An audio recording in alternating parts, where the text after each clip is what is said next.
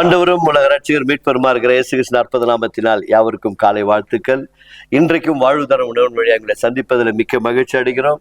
ரோமர்கள் நிருபம் 6ஆம் அதிகாரம் 16 19 முடிய இறைப்பகுதிகளை வாசிக்க கேட்போம்.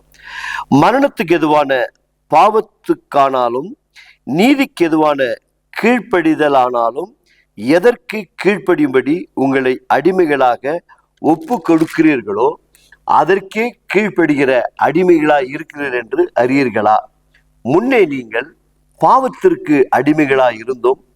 இப்பொழுது உங்களுக்கு ஒப்புவிக்கப்பட்ட உபதேச சட்டத்திற்கு நீங்கள் மனப்பூர்வமாய் கீழ்ப்படிதனாலே தேவனுக்கு ஸ்தோத்திரம்.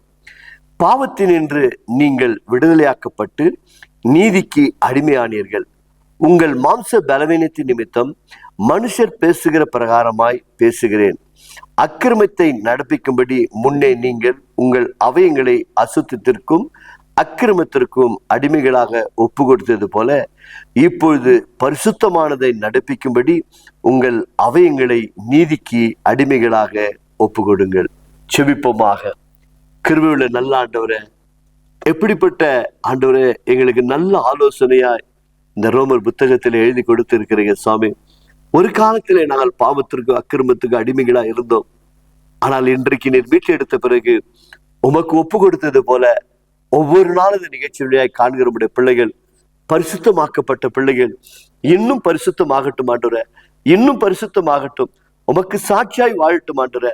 ஒவ்வொரு பிள்ளைகளும் அப்படியாய் பலவீனத்தில் இருக்கிறவர்களை மீட்டுமாய் தவறி போக வேண்டும் என்று பாவ சிந்தனை வரும்பொழுது என் தேவ ஆவியானவர் உம்முடைய பிள்ளைகளுக்கு உதவி செய்ய முடியாது செபிக்கிற ஆண்டவரே. அப்பா, அந்த நிகழ்ச்சியின் வழியாய் அநேக பிள்ளைகளை நீங்க ரட்சித்து உம்முடைய பிள்ளைகளை ஆசீர்வதித்து நீர் உம்முடைய பிள்ளைகளை வேலெடுத்து பாதுகாத்து கொள்ள முடியாது செபிக்கிறோம். பவுலை தெரிந்து கொண்டவர் இந்த கடைசி நிமிஷம் வரைக்கும் என் தேவனாகிய கர்த்தர் ஓட்டத்தை ஓடி முடிக்கிற வரைக்கும் பவுலை பாதுகாத்த தேவன், ஆதி அப்போஸ்தலரை பாதுகாத்த தேவன்.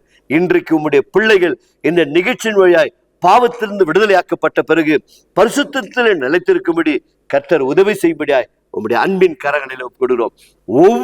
ஒவ்வொரு தனிப்பட்ட விதத்துல யாரெல்லாம் பரிசுத்தமாய் வாழ வேண்டும் என்று திட்டமிட்டும் இடத்துல மன்றாடி கொண்டு இருக்கிறார்களோ ஒவ்வொருவரையும் ஆசீர்வதிங்கப்பா. அப்படியே நீங்கள் செய்கிறமைக்காக நன்றி.